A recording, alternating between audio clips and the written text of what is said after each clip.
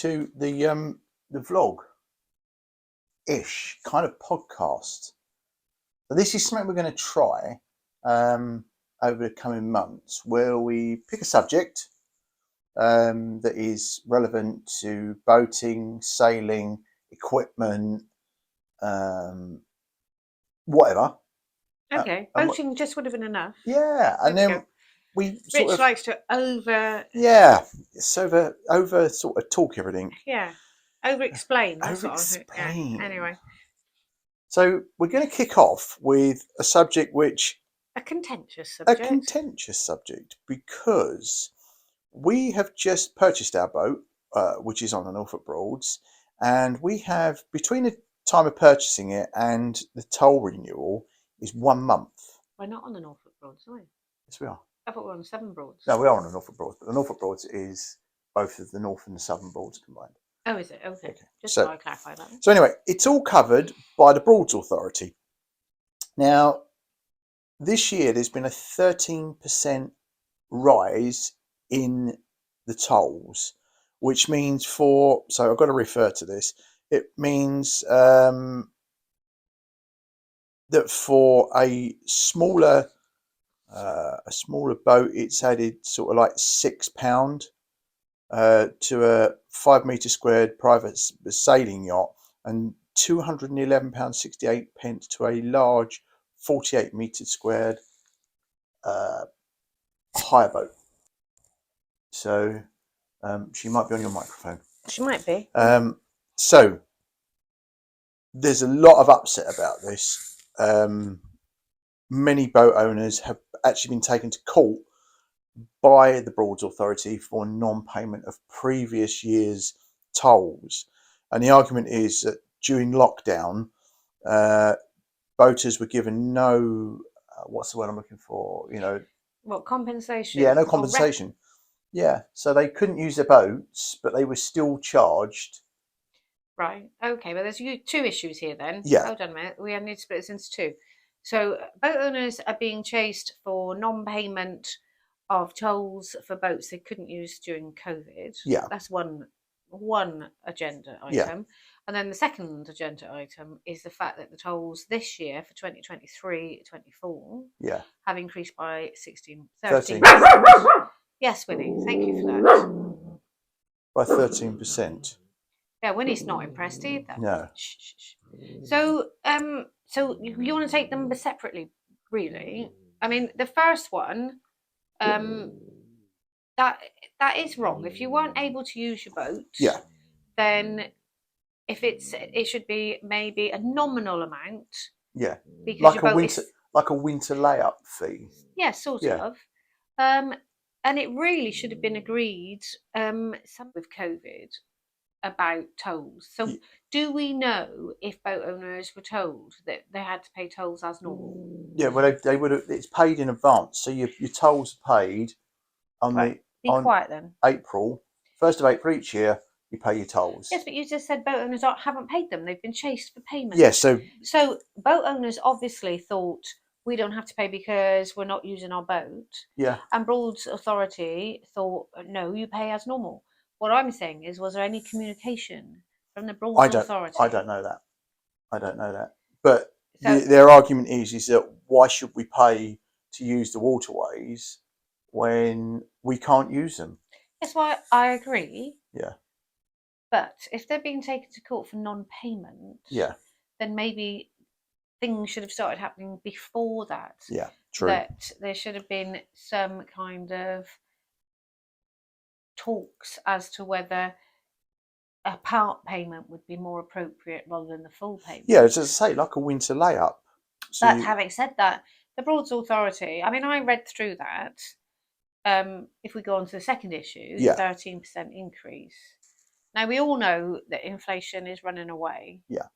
And we all know if we're trying to do any type of DIY or we're employing anybody to work on our houses, that materials and labour costs have shot through the roof. Yeah.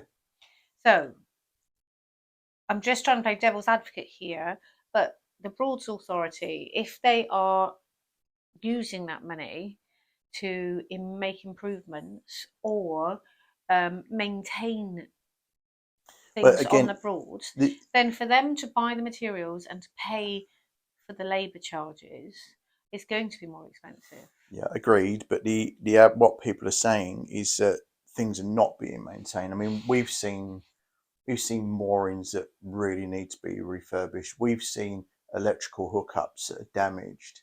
Um, But is and this because there's been 2 years of no activity due to COVID? no, I mean, because we boated last year on high boats, Mm. so they've had sort of 18 months. And the other thing I know is that um,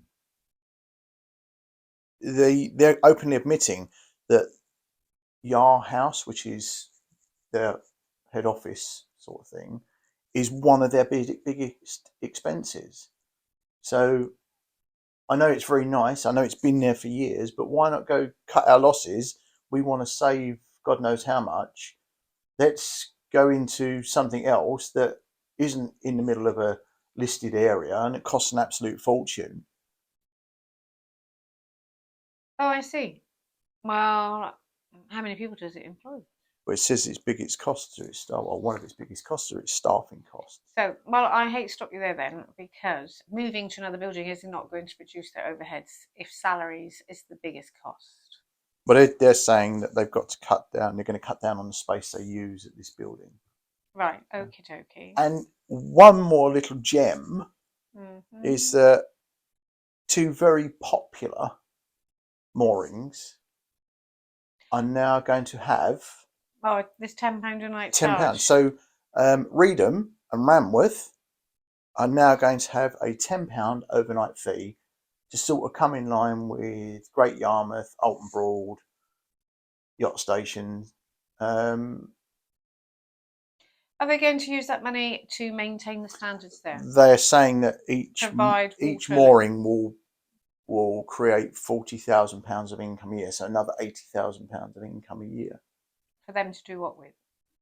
to put towards running Right, the okay. Norfolk Broads. I mean, what they're saying is basically that what they get from DEFRA funding has remained the same, and in real terms, it's actually decreased. Which, yeah, I mean, I agree with that. But what they're doing is to make up for it, they're hammering the people that They use the Broads. use the Broads. Yes, I know, but that's the same as we pay road tax for the people who use the roads. Yeah, And but it has to be said, I know it's going off subject a bit, but millions of us pay road tax and our roads don't look too great. no, I agree. So I read through that, and yes, 13% does seem, in normal times, seems like a massive hike. Yeah. In these sort of times, um, it's a bit more relevant, isn't it? Well, To be fair. as I say, and as I said in my opening statement, we've got a month gap between the 1st of April and when we actually move the boat. That month for for two short-term licenses is costing me £172. Why is it not done on a pro rata? Why do they not turn around and say you've got 3 weeks left before we renew, so we will charge you pro rata of what you're going to pay next year? Well, they probably did, but they added administration fees onto that Well, because no, they didn't, because it's like £172.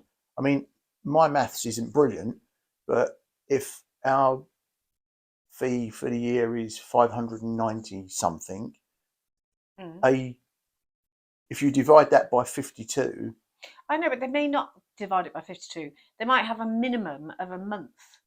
well, no, what they've done is they've made me pay two short visitor, Right, okay. which equates to £172, which I think, for the fact all we've done is move the boat from Brundall to Loddon, is an absolute rip-off. Okay. No, you see, you've gone. They can't streamline their costings just because you want to move your boat. All right, so I might be unpopular, but I've worked in the insurance industry for many, many, many years and had lots of arguments with people over costs. Hmm. And paying staff to do the administration of something for one day takes as much time as doing the administration for a year. Right. So you don't get charged just for one day. You pay for one day, but you also have to pay that person for the work that they've done. Yeah. So you can have pro rata in as much as you are paying for the time. Yeah. But on top of that will be the annual cost of that person doing the administration, because it's exactly the same amount of administration as administering a toll for the whole year. So, if you do anything short term, if you don't do anything for the contracted length of time, so if the contracted length of time for a toll is a year, that is the cheapest way to buy it. Yeah. Because it's a off the peg year's contract. Yeah. Once you start chopping and changing, like we know in any industry, then that then becomes a bit more tailored.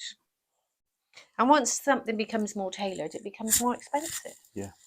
So I'm not saying it's right or wrong. All I'm doing is explaining how the system works. I don't like the system. It costs too much. Well, there we go. Nobody likes paying more. Nobody likes paying more.